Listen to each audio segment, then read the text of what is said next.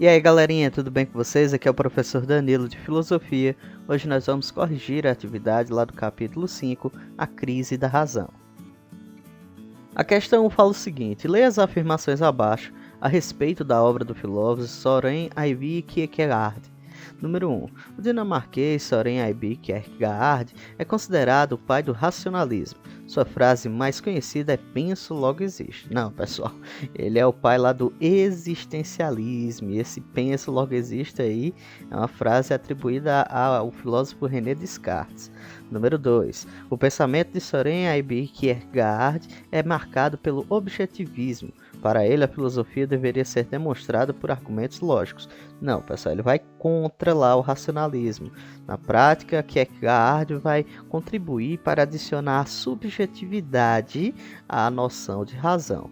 Número 3. A filosofia de Søren Kierkegaard é sistemática e pretende incluir em um sistema integrado todas as grandes questões da filosofia. Também não, pessoal. Kierkegaard ele vai se debruçar apenas sobre a existência, sobre o aqui e o agora, o presente, a forma como se deve viver. Número 4. A problemática central de Kierkegaard consiste na irracionalidade de nossa experiência do real. Tinha uma preocupação filosófica com tornar-se cristão. Isso daí está corretíssimo, né, pessoal? Leve em consideração que na prática a nossa vida de racional nada tem. Muito pelo contrário, muitas vezes nossas decisões não seguem razões específicas e que o mundo também não funciona necessariamente de acordo com essa lógica. Número 5. A filosofia de Kierkegaard apresenta um vocabulário técnico que possui um sentido próprio no interior da sua obra. Para compreender que o conceito significa, é preciso entender toda a sua obra. Não, pessoal, Kierkegaard ele vai beber de muitas outras fontes e quase não vai literalmente atribuir conceitos próprios, a não ser lá mais especificamente na noção de angústia, que ele vai construir uma noção lá do consequencialismo, da existência humana e sobre as 3 formas de viver. Com base nas afirmações acima, estão corretas apenas a número 4, então a alternativa para assinalar aí seria a letra C. Questão 2. Os 3 estádios distintos ou modos de existência identificados pelo filósofo dinamarquês Kierkegaard são apenas 3 e essas são bem simples, né, pessoal? O modo de vida estético, o modo de vida ético e o mais superior de todos, que seria o modo de vida religioso. Então a correta aí seria também a letra C. Questão 3. De acordo com a discussão que Nietzsche realiza sobre a origem dos valores morais, pode-se afirmar que, letra A, na avaliação reativa, os fracos primeiro avaliam a si mesmos como bons, do que decorre a avaliação do outro, o forte, como mal. Não, pessoal, não tem essa lógica dentro de Nietzsche. Letra B. Os gestos úteis foram inicialmente valorados como bons, tendo se tornado hábito passar a considerá-los como bons em si. Não, na crítica que Nietzsche vai falar lá sobre a origem dos valores morais, lá na transição para uma moral cristã, ele vai falar que há uma inversão do bom e do mal e vai haver uma substituição do mal por algo ruim. Letra C. A moral escrava tem sua origem no cristianismo, na qual a oposição entre o bem e o mal foi primeiramente constituída. Também não, pessoal, a ideia de bem e mal não foi feita pela moral cristã, mas sim pela moral lá dos gregos antigos. E a letra D, as palavras usadas para designar nobreza social adquiriram progressivamente o sentido de nobreza de espírito. Essa daí está corretíssimo, ao passo que a ideia de ser privilegiado socialmente acabou progressivamente também adquirindo a ideia de um privilégio espiritual, um privilégio religioso. Então a única correta aí seria a letra D. Questão 4. Precisamente nisso enxerguei o grande perigo para a humanidade, sua mais sublime sedução e tentação. A quê? Ao nada?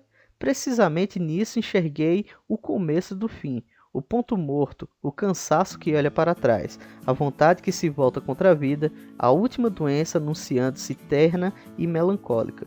Eu compreendi a moral da compaixão, cada vez mais se alastrando, capturando e tornando doentes até mesmo os filósofos como o mais inquietante sintoma dessa inquietante cultura europeia, como seu caminho sinuoso em direção ao novo budismo, a um budismo europeu, a um niilismo. Então, de acordo com o referido fragmento e considerando a totalidade do pensamento de Friedrich Nietzsche, podemos afirmar que a alternativa incorreta a única incorreta aí que vocês podem identificar, pessoal, seria a letra A. A elaboração nietzschiana sobre niilismo é a oportunidade em que o filósofo reconcilia-se com Immanuel Kant. Muito pelo contrário, é a oportunidade que ele escanteia, que ele dá um tapa lá no racionalismo e na razão lá de Kant. Questão 5. As alternativas a seguir apresentam e descrevem conceitos encontrados na filosofia de Nietzsche, exceto, no caso, a única incorreta aí seria a letra B, pessoal. Quando ele fala sobre o super-homem, ou o além-homem, ou o Übermensch, que ele define aí indivíduo que é capaz de superar-se e possui um valor em si. Não, a única parte correta aí é que é capaz de superar-se.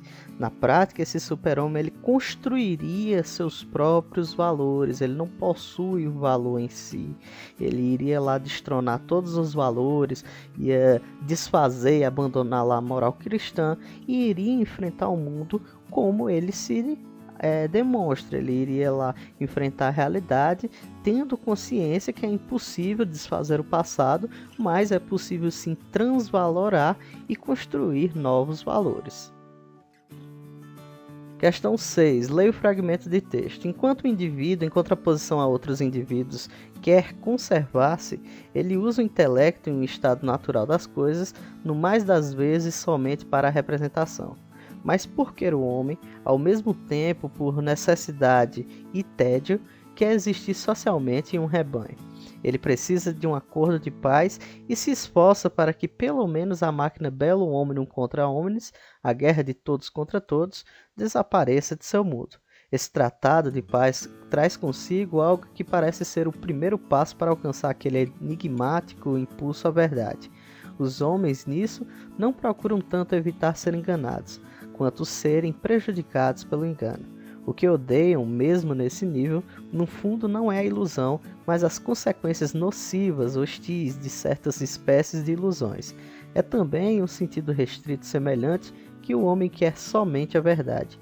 Deseja as consequências da verdade, que são agradáveis e conservam a vida. Diante do conhecimento puro sem consequências, ele é indiferente. Diante das verdades talvez perniciosas e destrutivas, ele tem disposição até mesmo hostil. Então, no texto acima, Nietzsche afirma que o que deve ser verdade é o resultado de um acordo de paz. Isso seria o mesmo que dizer que a busca da verdade é, em última instância, determinada por necessidades sociais? Por quê?